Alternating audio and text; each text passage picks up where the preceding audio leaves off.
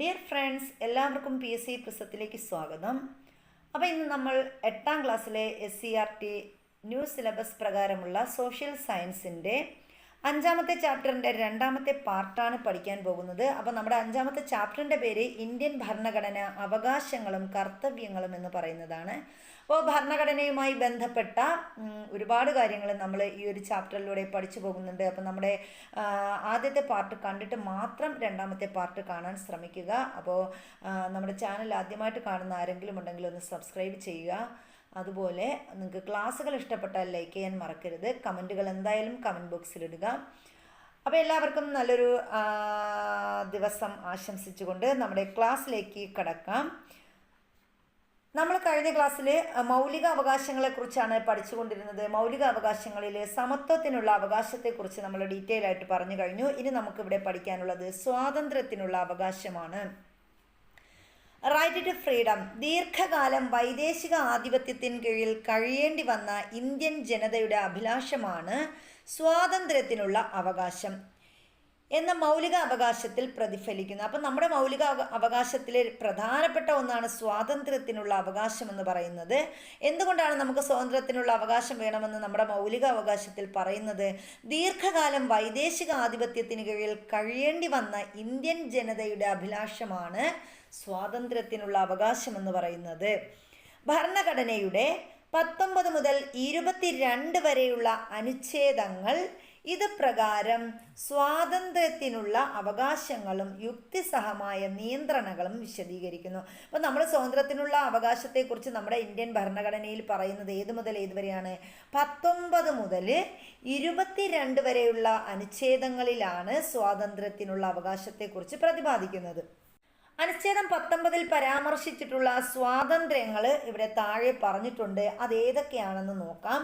ഒന്നാമത്തേത് അഭിപ്രായ പ്രകടനത്തിനും ആവിഷ്കാരത്തിനുമുള്ള സ്വാതന്ത്ര്യം. അപ്പം നമ്മുടെ അഭിപ്രായങ്ങൾ പ്രകടിപ്പിക്കുന്നതിനും ആവിഷ്കാരത്തിനുമുള്ള സ്വാതന്ത്ര്യമാണ് ഒന്നാമതായിട്ട് ആർട്ടിക്കിൾ 19 പറയുന്ന ഒരു സ്വാതന്ത്ര്യം എന്ന് പറയുന്നത്.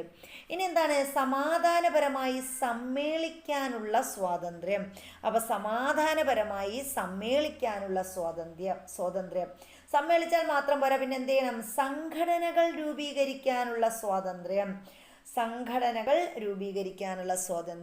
ഇനി സംഘടനകൾക്ക് എന്ത് ചെയ്യണം?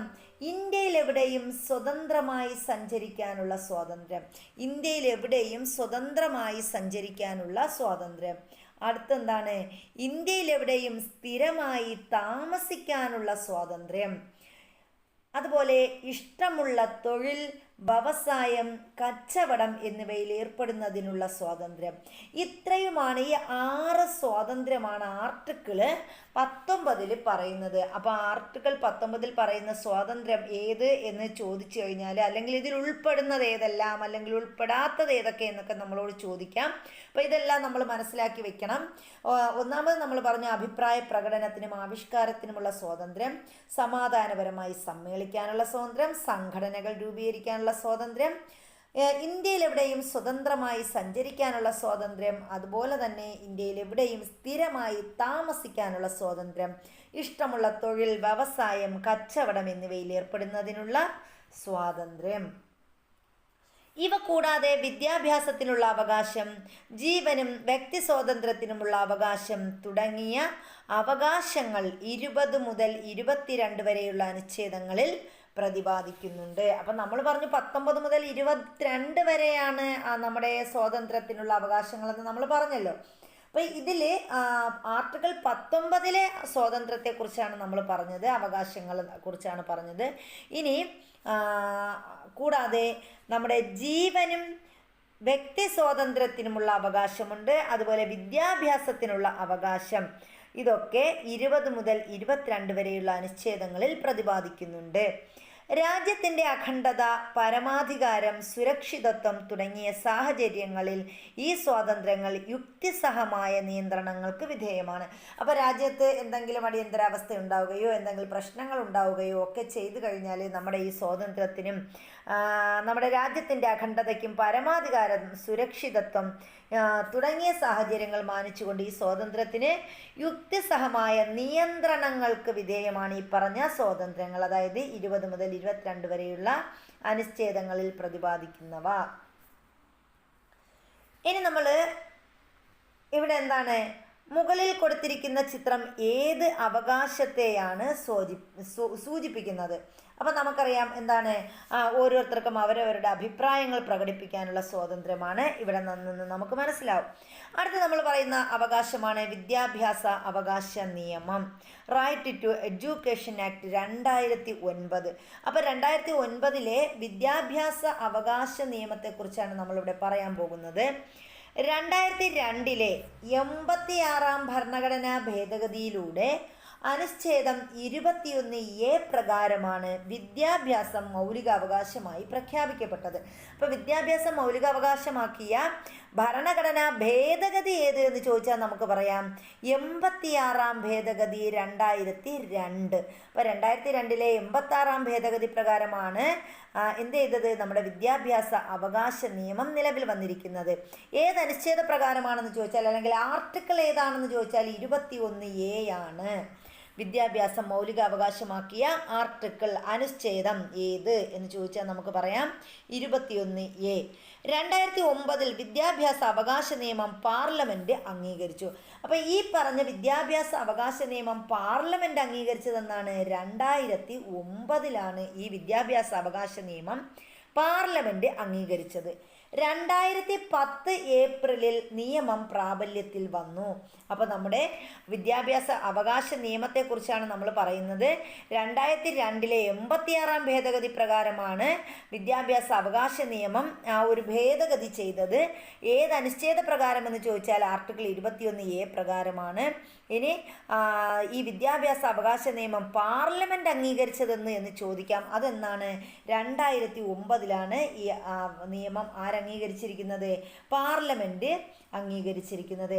ഇനി ഇത് പ്രാബല്യത്തിൽ വന്നത്, വിദ്യാഭ്യാസ അവകാശ നിയമം പ്രാബല്യത്തിൽ വന്നതെന്നാണ്? 2010 ഏപ്രിലിലാണ് ഈ നിയമം പ്രാബല്യത്തിൽ വന്നത്. ഈ നിയമപ്രകാരം എന്താ പറയുന്നത്? 6 വയസ്സിനും 14 വയസ്സിനും ഇടയിലുള്ള എല്ലാ കുട്ടികൾക്കും സൗജന്യവും നിർബന്ധിതവും ഗുണനിലവാരമുള്ളതുമായ വിദ്യാഭ്യാസം ഉറപ്പാക്കി. ഏത് നിയമപ്രകാരം? 2009 വിദ്യാഭ്യാസ അവകാശ നിയമപ്രകാരം. അപ്പോൾ 6 മുതൽ 14 വയസ്സ് വരെയുള്ള കുട്ടികൾക്ക് സൗജന്യം, നിർബന്ധം, ഗുണനിലവാരം, ഈ 3 വാക്കുകൾ ഓർത്ത് വയ്ക്കുക. ഈ ഒരു വിദ്യാഭ്യാസം ഉറപ്പാക്കി. ഭരണഘടന ഉറപ്പു നൽകുന്ന സ്വാതന്ത്ര്യങ്ങൾ വ്യക്തി ജീവിതത്തിൽ എന്ന വിഷയത്തിൽ കുട്ടികളോട് ചർച്ച സംഘടിപ്പിക്കാനൊക്കെ പറഞ്ഞിട്ടുണ്ട്. ഇനി നമ്മൾ അടുത്ത് പറയുന്നത് അവകാശം ഏതാണ്? ചൂഷണത്തിനെതിരായ അവകാശം, റൈറ്റ് എഗൻസ്റ്റ് എക്സ്പ്ലോയിറ്റേഷൻ, ചൂഷണത്തിനെതിരായിട്ടുള്ള അവകാശം എന്താണെന്ന് നോക്കാം. നമ്മുടെ രാജ്യത്ത് പല വിഭാഗം ജനങ്ങളും മുഖ്യധാരയിൽ നിന്നും അകറ്റി നിർത്തപ്പെടുന്നതും ചൂഷണം ചെയ്യപ്പെടുന്നതുമായ സാമൂഹിക സാഹചര്യം നിലവിലുണ്ടായിരുന്നു. അടിമത്തം, മനുഷ്യക്കടത്ത്, നിർബന്ധിത ജോലി, ബാലവേല തുടങ്ങിയ ചൂഷണങ്ങളെ ഇല്ലാതാക്കി സുരക്ഷിത ജീവിതം ഉറപ്പു നൽകുകയാണ് ചൂഷണത്തിനെതിരായ അവകാശത്തിലൂടെ ഇന്ത്യൻ ഭരണഘടന ചെയ്യുന്നത്. അപ്പം നമുക്കറിയാം നമ്മുടെ നേരത്തെയൊക്കെ എന്തുണ്ടായിരുന്നു? അടിമ കച്ചവടം ഉണ്ടായിരുന്നു, അടിമത്തം ഉണ്ടായിരുന്നു, മനുഷ്യക്കടത്തുണ്ടായിരുന്നു, നിർബന്ധമായി ഒരാളെ കൊണ്ട് തൊഴിലെടുപ്പിക്കുക, ജോലി ചെയ്യിപ്പിക്കുക, ബാലവേല, ഇതൊക്കെ നമ്മുടെ സമൂഹത്തിൽ നിലനിന്നിരുന്നു. അപ്പം ഇതൊക്കെയാണ് നമ്മൾ ചൂഷണങ്ങളെ ഇല്ലാതാക്കിയിട്ട് സുരക്ഷിത ജീവിതം ഉറപ്പു നൽകുകയാണ് ഈ ഒരു അവകാശം എന്ന് പറയുന്നത്. എന്താണ്? ചൂഷണത്തിനെതിരെയായിട്ടുള്ള അവകാശം, ചൂഷണത്തിനെതിരായ അവകാശം. അപ്പോൾ ചൂഷണത്തിനെതിരായ അവകാശത്തിലൂടെ ഇന്ത്യൻ ഭരണഘടന വിഭാവനം ചെയ്യുന്നത് എന്താണ്? ഭരണഘടനയുടെ അനുച്ഛേദം 23 എല്ലാവിധ അടിമ ജോലികളെയും മനുഷ്യ കച്ചവടത്തെയും നിരോധിക്കുകയും കുറ്റകരമായി പ്രഖ്യാപിക്കുകയും ചെയ്യുന്നു. അപ്പോൾ ചൂഷണത്തിനെതിരെയുള്ള അവകാശം എന്ന് പറഞ്ഞാൽ എന്താണ്? ആർട്ടിക്കിൾ 23 ഭരണഘടനയുടെ അനുച്ഛേദം 23 പ്രകാരം എന്താണ്? എല്ലാവിധ അടിമ ജോലികളും മനുഷ്യ കച്ചവടവും, അപ്പോൾ അടിമ ജോലികളെയും മനുഷ്യ കച്ചവടത്തെയും നിരോധിക്കുന്നു. പിന്നെന്താണ്? ഇവയൊക്കെ കുറ്റകരമായി പ്രഖ്യാപിക്കുകയും ചെയ്യുന്നു. അതാണ് അനുച്ഛേദം 23 പറയുന്നത്. ഇനി അനുച്ഛേദം 24 പ്രകാരം എന്താ പറയുന്നത്? 14 വയസ്സിന് താഴെയുള്ള കുട്ടികളെ ഖനികളിലോ വ്യവസായശാലകളിലോ മറ്റ് അപകട മേഖലകളിലോ ജോലി ചെയ്യിക്കുന്നത് നിരോധിക്കുന്നു.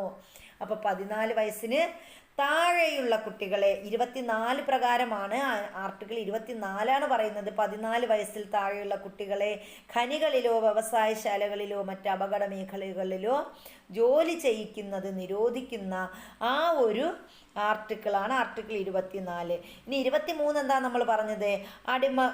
അടിമ ജോലികളെയും മനുഷ്യ കച്ചവടത്തെയും നിരോധിക്കുകയും കുറ്റകരമായി പ്രഖ്യാപിക്കുകയും ചെയ്യുന്നതാണ് ആർട്ടിക്കിൾ 23.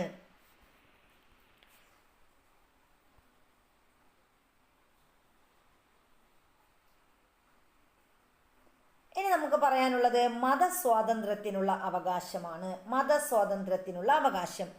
ഇന്ത്യയിൽ ഓരോരുത്തർക്കും സ്വീകാര്യമായ മതം അനുവർത്തിക്കുന്നതിനും അനുഷ്ഠിക്കുന്നതിനും പ്രചരിപ്പിക്കുന്നതിനുമുള്ള സ്വാതന്ത്ര്യം ഭരണഘടന അനുവദിക്കുന്നു.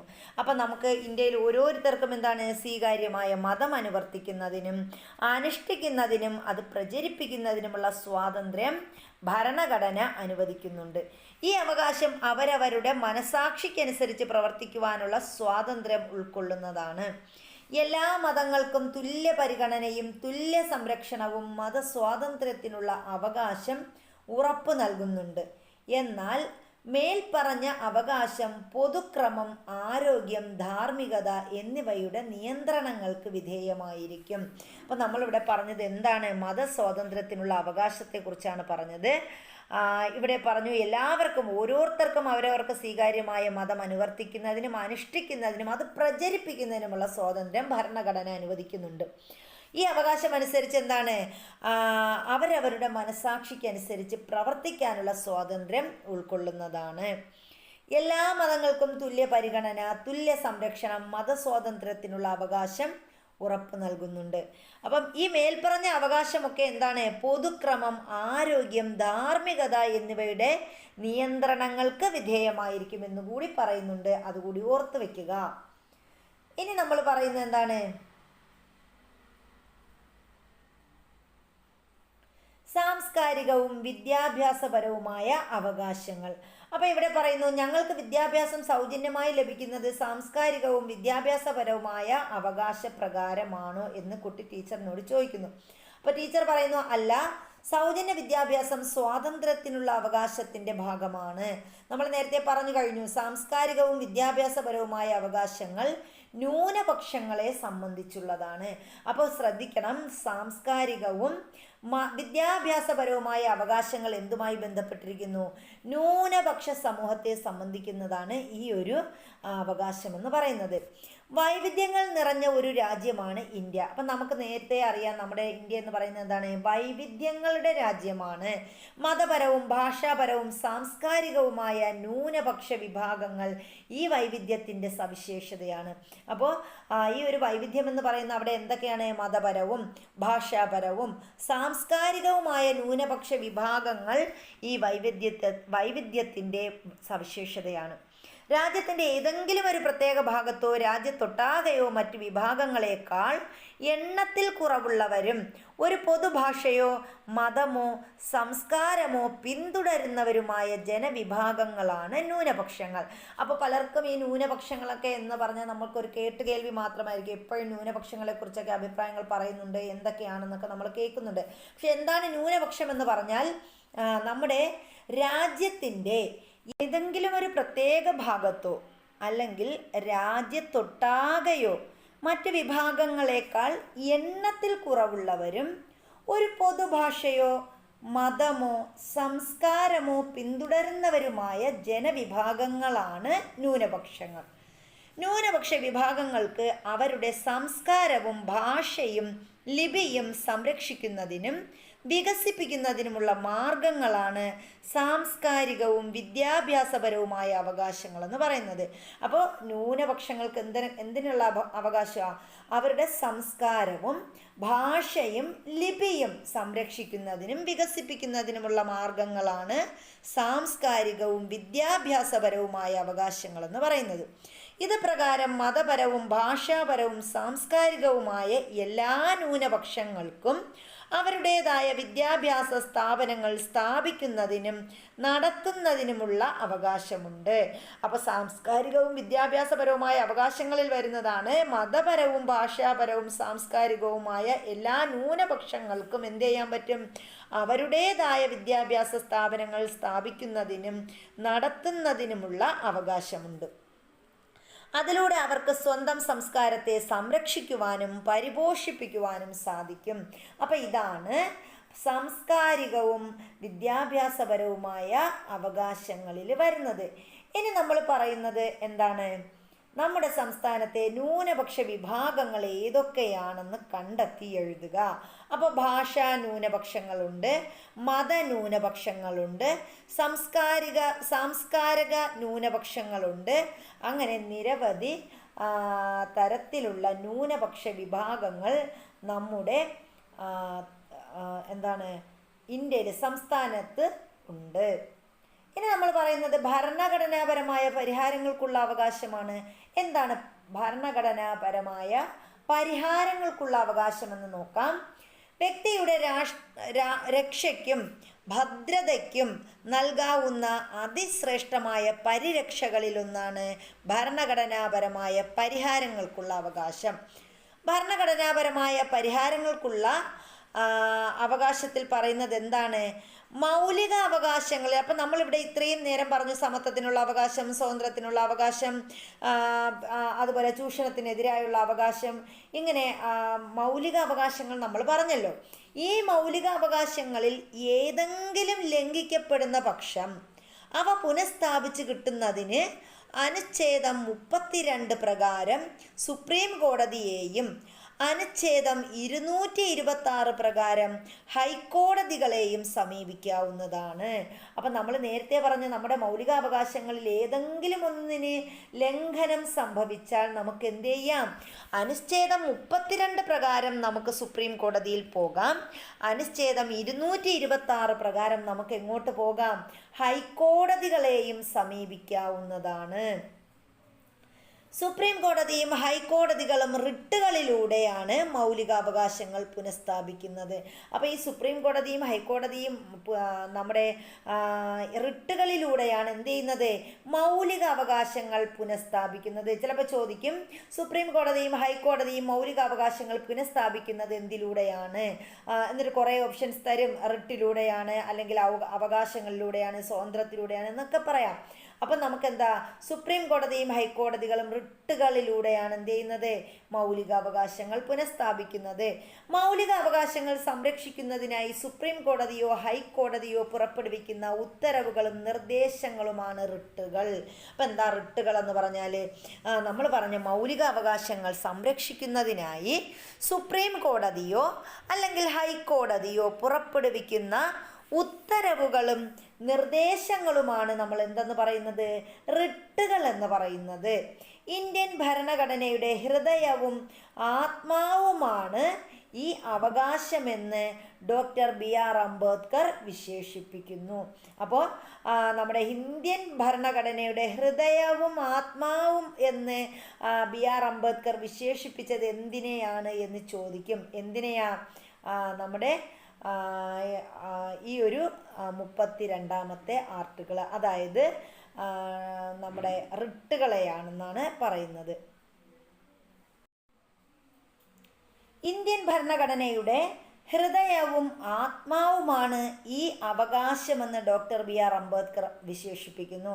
ചിലപ്പോൾ ഇങ്ങനെ ഒരു ക്വസ്റ്റ്യൻ വരാം, ഇന്ത്യൻ ഭരണഘടനയുടെ ആത്മാവും ഹൃദയവുമെന്ന് ഡോക്ടർ BR അംബേദ്കർ വിശേഷിപ്പിച്ച മൗലിക അവകാശം ഏതാണ്? ഭരണഘടനാപരമായ പരിഹാരങ്ങൾക്കുള്ള അവകാശത്തെയാണ് ഡോക്ടർ BR അംബേദ്കർ എന്ത് ചെയ്തത്? ഇങ്ങനെ വിശേഷിപ്പിച്ചത്. ഇനി നോക്കിയേ, ഇവിടെ മൗലിക അവകാശങ്ങളിൽ ഏറ്റവും പ്രാധാന്യമേറിയത് ഭരണഘടനാപരമായ പരിഹാരങ്ങൾക്കുള്ള അവകാശമാണ് എന്ന് പറയുന്നത് എന്തുകൊണ്ടായിരിക്കും? അപ്പം നമ്മൾ പറഞ്ഞു എന്താണ്? മൗലിക അവകാശങ്ങളെ എവിടെയെങ്കിലും ലംഘിച്ചു കഴിഞ്ഞാൽ അതിനെതിരെ നമുക്ക് ഹൈക്കോടതിയെയോ അല്ലെങ്കിൽ സുപ്രീം കോടതിയോ ഒക്കെ സമീപിക്കാവുന്നതാണ് എന്ന് നമ്മൾ പറഞ്ഞു കഴിഞ്ഞു. അതുപോലെ വ്യക്തിയുടെ രക്ഷയ്ക്കും ഭദ്രതയ്ക്കും നൽകാവുന്ന അതിശ്രേഷ്ഠമായ പരിരക്ഷകളിലൊന്നാണ് ഭരണഘടനാപരമായ പരിഹാരങ്ങൾക്കുള്ള അവകാശം. ഇനി നമ്മൾ സമത്വത്തിനുള്ള അവകാശം, അതുപോലെ മൗലിക അവകാശങ്ങളുടെ ഒരു ആർട്ടിക്കിളുകൾ ഇവിടെ പറഞ്ഞിട്ടുണ്ട്. വളരെ വളരെ ഇമ്പോർട്ടൻ്റ് ആണ്. അതുകൂടി നമുക്കൊന്ന് പറഞ്ഞു പോകാം. എന്തൊക്കെയാണ് ഇവിടെ തന്നിരിക്കുന്നത് നോക്കാം. മൗലിക അവകാശങ്ങൾ ഈസി ആയിട്ട് ഇവിടെ പറഞ്ഞിട്ടുണ്ട്. സമത്വത്തിനുള്ള അവകാശം ആർട്ടിക്കിൾ അല്ലെങ്കിൽ അനുച്ഛേദം 14 മുതൽ 18 വരെ. അപ്പം നമ്മൾ ഓർത്ത് വെക്കുക, സമത്വത്തിനുള്ള അവകാശം എന്ന് പറയുന്നത് ആർട്ടിക്കിൾ 14 മുതൽ 18 വരെയാണ് സമത്വത്തിനുള്ള അവകാശങ്ങളെ കുറിച്ച് പറയുന്നത്. ഇനി സ്വാതന്ത്ര്യത്തിനുള്ള അവകാശം ഏത് മുതൽ ഏത് വരെയാണ്? അനുച്ഛേദം 19 മുതൽ 22 വരെ. 19 മുതൽ 22 വരെ സ്വാതന്ത്ര്യത്തിനുള്ള അവകാശം. അടുത്ത് നമ്മൾ പറയുന്നത് ചൂഷണത്തിനെതിരായ അവകാശം ആർട്ടിക്കിൾ 23 മുതൽ 24 വരെയാണ്. 23ഉം 24ഉമാണ് ചൂഷണത്തിനെതിരെയുള്ള അവകാശം. ഇനി മതസ്വാതന്ത്ര്യത്തിനുള്ള അവകാശം ഏത് മുതൽ ഏത് വരെയാണ്? 25 മുതൽ 28 വരെ. അനുച്ഛേദം 25 മുതൽ 28 വരെ മതസ്വാതന്ത്ര്യത്തിനുള്ള അവകാശം. അടുത്ത് നമ്മൾ പറഞ്ഞത് സാംസ്കാരികവും വിദ്യാഭ്യാസപരവുമായ അവകാശങ്ങൾ ഏതു മുതൽ ഏതുവരെയാണ്? അനുച്ഛേദം 29 മുതൽ 30 വരെ. അപ്പോൾ 29, 30മാണ് സാംസ്കാരികവും വിദ്യാഭ്യാസപരവുമായ അവകാശങ്ങളിൽ വരുന്നത്. അടുത്ത് നമ്മൾ പറഞ്ഞു ആർട്ടിക്കിൾ അല്ലെങ്കിൽ അനുച്ഛേദം 32 എന്താണ്? ഭരണഘടനാപരമായ പരിഹാരങ്ങൾക്കുള്ള അവകാശം. ഇപ്പം ഈ ആർട്ടിക്കിൾ 32നെയാണ് നമ്മൾ നേരത്തെ പറഞ്ഞ BR അംബേദ്കർ എന്തെന്ന് വിശേഷിപ്പിച്ചത്? ഇന്ത്യൻ ഭരണഘടനയുടെ ഹൃദയവും ആത്മാവുമെന്ന് BR അംബേദ്കർ വിശേഷിപ്പിച്ചത് ഈ ആർട്ടിക്കിൾ 32 ആണ്. ഇനി നമ്മൾ പറയുന്നത് റിട്ടുകളെ കുറിച്ചാണ്. റിട്ടുകൾ പല വിധത്തിലുണ്ട്. അപ്പോൾ ഏതൊക്കെയാണ് റിട്ടുകളെന്ന് പ്രധാനപ്പെട്ട റിട്ടുകളാണ് നമ്മളിവിടെ പറയുന്നത്. ഒന്നാമത്തേത് ഹേബിയസ് കോർപ്പസ് ആണ്. ഹേബിയസ് കോർപ്പസ് അന്യായമായി തടങ്കലിൽ വച്ചിട്ടുള്ള ഒരാളെ കോടതിക്ക് മുൻപാകെ ഹാജരാക്കാൻ ആവശ്യപ്പെട്ടുകൊണ്ട് കോടതി പുറപ്പെടുവിക്കുന്ന ഉത്തരവാണ് ഹേബിയസ് കോർപ്പസ് എന്ന് പറയുന്നത്. അപ്പോൾ എന്താ ഹേബിയസ് കോർപ്പസ് എന്ന് പറഞ്ഞാൽ? അന്യായമായി തടങ്കലിൽ വച്ചിട്ടുള്ള ഒരു വ്യക്തി, ആ വ്യക്തിയെ നമ്മൾ എന്ത് ചെയ്യണം? കോടതിക്ക് മുമ്പാകെ ഹാജരാക്കാൻ ആവശ്യപ്പെട്ടുകൊണ്ട് കോടതി പുറപ്പെടുവിക്കുന്ന ഉത്തരവിനെയാണ് നമ്മൾ എന്തെന്ന് പറയുന്നത്? ഹേബിയസ് കോർപ്പസ് എന്ന് പറയുന്നത്. ഇനി രണ്ടാമത്തത് മാൻഡമസ് ആണ്. എന്താ മാൻഡമസ്?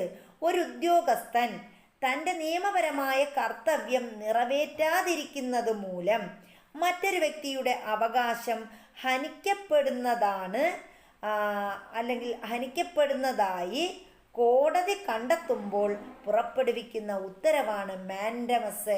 അപ്പോൾ ഒരു ഉദ്യോഗസ്ഥൻ എന്ത് ചെയ്യുന്നു?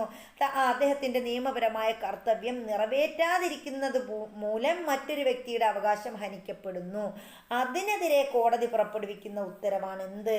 മാൻഡമസ് എന്ന് പറയുന്നത്. അടുത്ത ഒരു റിട്ടാണ് പ്രൊഹിബിഷൻ. എന്താ പ്രൊഹിബിഷൻ? തങ്ങളുടെ അധികാരപരിധിയിൽ വരാത്ത ഒരു കേസ് കീഴ്ക്കോടതികൾ പരിഗണിക്കുന്നത് വിലക്കിക്കൊണ്ടുള്ള സുപ്രീം കോടതിയുടെയോ ഹൈക്കോടതിയുടെയോ ഉത്തരവാണ് പ്രൊഹിബിഷൻ. അപ്പോൾ തങ്ങളുടെ അധികാരപരിധിയിൽ വരാത്ത ഒരു കേസ് കീഴ്ക്കോടതികൾ അപ്പോൾ കീഴ്ക്കോടതിയുടെ പരിധിയിൽ ഇല്ലാത്ത ഒരു കേസ് അവരെന്ത് ചെയ്യുന്നു? പരിഗണിക്കുന്നത് വിലക്കുന്ന. ആരാ വിലക്കുന്നത്? ഒന്നുകിൽ സുപ്രീം കോടതി അല്ലെങ്കിൽ ഹൈക്കോടതി. അപ്പോൾ തങ്ങളുടെ അധികാരപരിധിയിൽ വരാത്ത ഒരു കേസ് കീഴ്ക്കോടതികൾ പരിഗണിക്കുന്നത് വിലക്കിക്കൊണ്ടുള്ള സുപ്രീം കോടതിയുടെയോ ഹൈക്കോടതിയുടെയോ ഉത്തരവാണ് പ്രൊഹിബിഷൻ എന്ന് പറയുന്നത്. അടുത്ത് നമ്മൾ പറയുന്നത് ക്വോ വാറന്റോ ആണ്. എന്താ ക്വോ വാറന്റോ അല്ലെങ്കിൽ ക്വാ വാറന്റോ? ക്വോ വാറന്റോ എന്ന് പറഞ്ഞാൽ എന്താണ്? ഒരു ഉദ്യോഗസ്ഥൻ അർഹതയില്ലാത്ത സ്ഥാനം വഹിക്കുന്നത് തടഞ്ഞുകൊണ്ട് കോടതി പുറപ്പെടുവിക്കുന്ന ഉത്തരവ്. അപ്പോൾ ഒരു ഉദ്യോഗസ്ഥൻ എന്താണ്? അയാൾക്ക് അർഹതയില്ലാത്ത സ്ഥാനം അയാൾ വഹിക്കുന്നു, അയാൾക്ക് അർഹതയില്ലാത്ത പദവി അയാൾ വഹിക്കുന്നതിനെ ആര് തടയുന്നു? കോടതി തടയുന്നു. അങ്ങനെ തടഞ്ഞുകൊണ്ട് കോടതി പുറപ്പെടുവിക്കുന്ന ഒരു ഉത്തരവുണ്ട്, അതാണ് ക്വോ വാറന്റോ എന്ന് പറയുന്നത്. ഇനി അടുത്ത് നമ്മൾ പറയുന്നത് സെർഷ്യോറൈ എന്നാണ് ഇതിൽ എഴുതിയിരിക്കുന്നത്. അപ്പോൾ നമുക്ക് എന്ത് വേണമെങ്കിലും വായിക്കാം. അപ്പോൾ സെർഷ്യറി എന്നാണ് നേരത്തെയൊക്കെ പറഞ്ഞുകൊണ്ടിരുന്നത്. ഇപ്പോൾ ഇതിൽ എഴുതിയിട്ടുള്ളത് എന്താണ്? സെർഷ്യോറൈ എന്നാണ് ഇതിൽ എഴുതിയിരിക്കുന്നത്. അപ്പം നിങ്ങൾക്ക് ഇഷ്ടമുള്ളതുപോലെ വായിക്കാം കേട്ടോ. സെർഷ്യറൈ എന്ന് പറഞ്ഞാൽ എന്താ? ഒരു കീഴ്ക്കോടതിയുടെ പരിഗണനയിലിരിക്കുന്ന കേസ് മേൽക്കോടതിയിലേക്ക് കൈമാറ്റം ചെയ്യാനുള്ള ഉത്തരവ്, അതാണ് സെർഷോററൈ. അപ്പോൾ കീഴ്ക്കോടതിയുടെ പരിഗണനയിലിരിക്കുന്ന ഒരു കേസ് എന്ത് ചെയ്യുന്നു, നമ്മൾ അപ്പീലിന് പോവുക എന്നൊക്കെ കേട്ടിട്ടില്ലേ, ആ അപ്പീലിന് പോയിട്ട് എങ്ങോട്ട് കൈമാറ്റം ചെയ്യുന്നു, മേൽക്കോടതിയിലേക്ക് കൈമാറ്റം ചെയ്യാനുള്ള ഉത്തരവിനെയാണ് സെർഷോററൈ എന്ന് പറയുന്നത്. അപ്പോൾ ഇത്രയുമാണ് നമ്മുടെ പ്രധാനപ്പെട്ട റിട്ടുകളിൽ വരുന്നത്. ഇനി നമ്മൾ പറയുന്നത് രാഷ്ട്ര നയത്തിൻ്റെ നിർദ്ദേശക തത്വങ്ങളാണ്. വളരെ വളരെ ഇമ്പോർട്ടൻ്റ് ആണ്. ഈ നിർദ്ദേശക തത്വങ്ങളൊക്കെ നമ്മൾ പഠിച്ചു വെക്കേണ്ട കാര്യങ്ങളാണ്. അവകാശങ്ങൾക്കും സ്വാതന്ത്ര്യങ്ങൾക്കുമൊപ്പം സാമൂഹിക സാമ്പത്തിക നീതിക്കും തുല്യ പ്രാധാന്യമുണ്ട്. അപ്പോൾ നമ്മൾ മൗലിക അവകാശങ്ങളെക്കുറിച്ച് പറഞ്ഞു, സ്വാതന്ത്ര്യങ്ങളെക്കുറിച്ച് പറഞ്ഞു, അതുപോലെ സാമൂഹ്യ സാമ്പത്തിക നീതിക്കും എന്തുണ്ട്, തുല്യ പ്രാധാന്യമുണ്ട്. ഇത് കൈവരിക്കുന്നതിനുള്ള ആശയങ്ങളാണ് രാഷ്ട്ര നയത്തിൻ്റെ നിർദ്ദേശക തത്വങ്ങളിൽ ഉൾപ്പെടുത്തിയിട്ടുള്ളത്. അപ്പോൾ ഇത് കൈവരിക്കുന്നതിനുള്ള ആശയങ്ങളാണ് എന്ത് ചെയ്യുന്നത്, രാഷ്ട്ര നയത്തിൻ്റെ നിർദ്ദേശക തത്വങ്ങളിൽ ഉൾപ്പെടുത്തിയിട്ടുള്ളത്. എല്ലാ വിഭാഗം ജനങ്ങളുടെയും ക്ഷേമവും പുരോഗതിയും ഉറപ്പുവരുത്തിക്കൊണ്ട് ക്ഷേമരാഷ്ട്രം സ്ഥാപിക്കുകയാണ് ഇതിൻ്റെ ലക്ഷ്യം. അപ്പോൾ എല്ലാ വിഭാഗം ജനങ്ങളുടെയും ക്ഷേമവും പുരോഗതിയും ഉറപ്പുവരുത്തിക്കൊണ്ട് ക്ഷേമരാഷ്ട്രം സ്ഥാപിക്കുകയാണ് ഇതിൻ്റെ ലക്ഷ്യമെന്ന് പറയുന്നത്. മൗലിക അവകാശങ്ങളിൽ നിന്നും വ്യത്യസ്തമായി ഇവ കോടതിയുടെ പിൻബലത്തോടെ നടപ്പാക്കാൻ കഴിയുന്നവയല്ല. അപ്പം നമ്മൾ എന്താ പറഞ്ഞത്, നമ്മൾ നിർദ്ദേശക തത്വങ്ങളെക്കുറിച്ച് പറയുകയാണെങ്കിൽ ഇപ്പം മൗലികാവകാശങ്ങൾ ലംഘിക്കപ്പെട്ടാൽ നമുക്കത് എവിടെ വഴി നേടിയെടുക്കാൻ പറ്റും, കോടതിയിൽ പോയിട്ട് ഒന്നില്ല ഹൈക്കോടതിയിൽ പോകാം, അല്ലെങ്കിൽ സുപ്രീം കോടതി വരെ പോയി നമുക്കത് നേടിയെടുക്കാം. പക്ഷേ നമ്മൾ ഇവിടെ പറയുന്നത് എന്താണ്, നിർദ്ദേശക തത്വങ്ങളെന്ന് പറഞ്ഞാൽ എല്ലാ വിഭാഗം ജനങ്ങളുടെയും ക്ഷേമവും പുരോഗതിയും ഉറപ്പുവരുത്തിക്കൊണ്ട് ക്ഷേമരാഷ്ട്രം സ്ഥാപിക്കുക എന്നതാണ് ഈ നിർദ്ദേശക തത്വങ്ങളുടെ ലക്ഷ്യം. മൗലിക അവകാശങ്ങളിൽ നിന്നും വ്യത്യസ്തമായി ഇവ കോടതിയുടെ പിൻബലത്തോടെ നടപ്പാക്കാൻ കഴിയുന്നവയല്ല. ചിലപ്പോൾ ഇങ്ങനെ ചോദിക്കാം, മൗലിക അവകാശം ഇവിടെ സ്റ്റേറ്റ്മെൻറ്റിൽ ഒരുപാട് തവണ ചോദിച്ചിട്ടുണ്ട്, നിർദ്ദേശക തത്വങ്ങൾ കോടതി വഴി നേടിയെടുക്കാൻ കഴിയുന്നവയാണ്. അപ്പോൾ അത് അവിടെ സ്റ്റേറ്റ്മെൻറ്റ് തെറ്റാണ്. എന്താണ്, നിർദ്ദേശക തത്വങ്ങൾ ഒരിക്കലും കോടതി വഴി എന്ത് ചെയ്യാൻ പറ്റത്തില്ല, കോടതിയുടെ പിൻബലത്തോടെ നടപ്പാക്കാൻ കഴിയുന്നവയല്ല. അതേസമയം സർക്കാരുകൾ നയങ്ങളും പരിപാടികളും ആവിഷ്കരിക്കുമ്പോൾ ഈ നിർദ്ദേശക തത്വങ്ങൾക്ക് മതിയായ പരിഗണന നൽകേണ്ടതുണ്ട്. അപ്പം നിർദ്ദേശക തത്വങ്ങൾക്ക് ആര് പരിഗണന നൽകണം, സർക്കാരുകൾ ഇതിൻ്റെ നയങ്ങളും പരിപാടികളും ആവിഷ്കരിക്കുമ്പോൾ ഈ നിർദ്ദേശക തത്വങ്ങൾക്ക് മതിയായ പരിഗണന നൽകണമെന്നാണ് പറയുന്നത്. ഭരണഘടനയുടെ ഭാഗം 4 അനുച്ഛേദം 36 മുതൽ 51 വരെയാണ് നിർദ്ദേശക തത്വങ്ങൾ ഉൾക്കൊള്ളിച്ചിരിക്കുന്നത്. അപ്പം നിർദ്ദേശക തത്വങ്ങൾ ഉൾക്കൊള്ളിച്ചിരിക്കുന്ന ഭാഗം ഏതെന്ന് ചോദിച്ചിട്ടുണ്ട്. ഏതാണ്, ഭാഗം 4. അതുപോലെ തന്നെ 36 മുതൽ 51 വരെ ആർട്ടിക്കിൾ, അനുച്ഛേദം അല്ലെങ്കിൽ ആർട്ടിക്കിൾ 36 മുതൽ 51 വരെയാണ് നിർദ്ദേശക തത്വങ്ങൾ ഉൾക്കൊള്ളിച്ചിരിക്കുന്നത്. ഭരണനിർവഹണത്തിലും നിയമനിർമ്മാണത്തിലും സർക്കാരുകൾ പാലിക്കേണ്ട നിർദ്ദേശങ്ങളാണ് ഇതിൽ ഉൾക്കൊള്ളിച്ചിരിക്കുന്നത്. അതായത് 36 മുതൽ 51 വരെ നിർദ്ദേശക തത്വങ്ങൾ ഉൾക്കൊള്ളിച്ചിരിക്കുന്നത് എന്താണ്, ഭരണനിർവഹണത്തിലും നിയമനിർമ്മാണത്തിലും സർക്കാരുകൾ പാലിക്കേണ്ട നിർദ്ദേശങ്ങളാണ് ഇതിൽ പറഞ്ഞിരിക്കുന്നത്. രാഷ്ട്രത്തിൻ്റെ സാമൂഹിക, സാമ്പത്തിക, സാമൂഹിക, വിദ്യാഭ്യാസ, അന്താരാഷ്ട്ര വിഷയങ്ങളെ എല്ലാം സ്പർശിക്കുന്ന വിപുലമായ ആശയങ്ങളാണ് നിർദ്ദേശക തത്വങ്ങളിൽ ഉൾക്കൊള്ളുന്നത്. അപ്പം നിർദ്ദേശക തത്വങ്ങളിൽ എന്തൊക്കെയാണ് ഉൾക്കൊള്ളുന്നതെന്ന് പറഞ്ഞിരിക്കുന്നത്, നമ്മുടെ സർക്കാരുകൾ പാലിക്കേണ്ട നിർദ്ദേശങ്ങളാണ് നിർദ്ദേശക തത്വങ്ങളിൽ ഉൾക്കൊള്ളിച്ചിരിക്കുന്നതെന്ന് നമ്മൾ പറഞ്ഞു. അതുപോലെ തന്നെ രാഷ്ട്രത്തിൻ്റെ സാമ്പത്തിക, സാമൂഹിക, വിദ്യാഭ്യാസം, അന്താരാഷ്ട്ര വിഷയങ്ങളെ എല്ലാം സ്പർശിക്കുന്ന ആശയങ്ങളാണ് ഇതിൽ ഉൾക്കൊള്ളിച്ചിരിക്കുന്നത്. രാഷ്ട്ര നയത്തിൻ്റെ നിർദ്ദേശക തത്വങ്ങളെ ഉദാര ആശയങ്ങൾ, സോഷ്യലിസ്റ്റ് ആശയങ്ങൾ, ഗാന്ധിയൻ ആശയങ്ങൾ എന്നിങ്ങനെ 3ആയി തരംതിരിക്കാം. അപ്പം നിർദ്ദേശക തത്വങ്ങളെ പ്രധാനമായിട്ടും നമ്മൾ 3ആയിട്ട് തരംതിരിച്ചിട്ടുണ്ട്. അതിലൊന്ന് ഏതൊക്കെയാണ്, ഒന്നാമത്തത് ഉദാര ആശയങ്ങൾ, രണ്ടാമത്തേത് സോഷ്യലിസ്റ്റ് ആശയങ്ങൾ, മൂന്നാമത്തേത് ഗാന്ധിയൻ ആശയങ്ങൾ. അപ്പം ഇങ്ങനെയാണ് നമ്മൾ നിർദ്ദേശക തത്വങ്ങളെ തരംതിരിച്ചിരിക്കുന്നത്. ഇനി നമുക്ക് ഉദാര ആശയങ്ങളിൽ ഉൾക്കൊള്ളുന്നത് ഏതൊക്കെയെന്ന് നോക്കാം. അന്താരാഷ്ട്ര സമാധാനവും സുരക്ഷിതത്വവും അഭിവൃദ്ധിപ്പെടുത്തുക. അപ്പം അന്താരാഷ്ട്ര സമാധാനം, സുരക്ഷിതത്വവും അഭിവൃദ്ധിപ്പെടുത്തുക ഏതിലാണെന്ന് ചോദിക്കും. അത് ഉദാരാശയങ്ങളിൽ വരുന്നതാണ്. പൗരർക്ക് ഏകരൂപമായ നിയമസംഹിത. അപ്പോൾ പൗരർക്ക് ഏകരൂപമായ നിയമസംഹിത പറയുന്നത് ഏതിലാണ്, ഉദാര ആശയങ്ങളിൽ വരുന്നതാണ്. തുല്യനീതിയും സൗജന്യ നിയമസഹായവും. തുല്യനീതി, സൗജന്യ നിയമസഹായം, ഇതും ഏതിലാ വരുന്നത്? ഉദാര ആശയങ്ങളിൽ വരുന്നതാണ്. 6 വയസ്സിൽ താഴെയുള്ള കുട്ടികൾക്ക് പരിചരണവും വിദ്യാഭ്യാസവും വ്യവസ്ഥ ചെയ്യൽ. അപ്പോൾ 6 വയസ്സിൽ താഴെയുള്ള കുട്ടികൾക്ക് നമ്മൾ എന്ത് ചെയ്യണം? പരിചരിക്കണം അവരെ. അതുപോലെ അവർക്ക് വിദ്യാഭ്യാസവും വ്യവസ്ഥ ചെയ്യണം. അതാണ് ഉദാര ആശയത്തിൽ വരുന്നതാണ് ഈ 6 വയസ്സിൽ താഴെയുള്ള കുട്ടികൾക്ക് പരിചരണവും വിദ്യാഭ്യാസം വ്യവസ്ഥ ചെയ്യുന്നത്. പരിസ്ഥിതി, കന്നുകാലി, വന്യജീവി സംരക്ഷണം. പരിസ്ഥിതി, കന്നുകാലി, വന്യജീവി സംരക്ഷണം, ഇത് മൂന്നും ഏതിൽ വരുന്നതാണ്? ഉദാര ആശയങ്ങളിൽ വരുന്നതാണ്. അപ്പോൾ ചിലപ്പോൾ ഇതിൽ ഏതാണ് ഉദാര ആശയങ്ങൾ, ഏതാണ് സോഷ്യലിസ്റ്റ് ആശയങ്ങൾ, ഏതാണ് ഗാന്ധിയൻ ആശയങ്ങൾ എന്നൊക്കെ ചോദിക്കാം. അപ്പം നമ്മളിത് നന്നായിട്ട് പഠിച്ചു വെക്കുക തന്നെ ചെയ്യണം. 1-2 പ്രാവശ്യം കൂടി ആവർത്തിച്ച് കേൾക്കുക, കാണുക ഒക്കെ ചെയ്യുക. ഇനി നമ്മൾ സോഷ്യലിസ്റ്റ് ആശയങ്ങളെക്കുറിച്ചാണ് പറയുന്നത്. തൊഴിലാളികൾക്ക് ജീവിക്കാൻ ആവശ്യമായ വേതനം, അത് സോഷ്യലിസ്റ്റിൽ വരുന്നതാണ്. സോഷ്യലിസം പറയുന്നത് തൊഴിലാളികൾ എന്ന് കേട്ടാൽ തന്നെ അത് സോഷ്യലിസവുമായി ബന്ധപ്പെട്ടതാണെന്ന് ഓർത്ത് വെച്ചാൽ മതി. അപ്പോൾ സോഷ്യലിസ്റ്റ് ആശയങ്ങളിൽ വരുന്നതാണ് എന്ത്?